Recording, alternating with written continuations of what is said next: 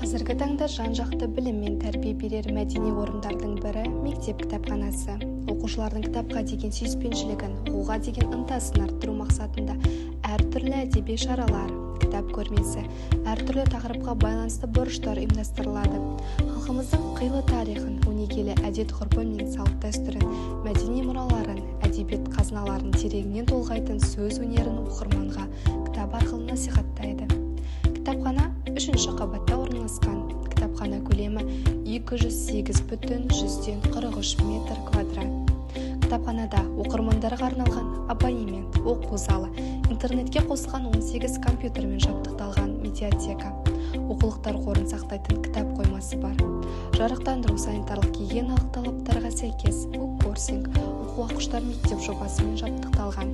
2023-2024 оқу жылында мектеп кітапханасында фейс арқылы бақылау жүйесі іске қосылды. Сонымен қатар, кітапхананың материалдық техникалық базасында оқырманға арналған 16 үстел, 50 орындық, алфавиттік каталог және де интерактивті панель және де біріктірілген бір құрылғы сканер принтермен жабдықталған.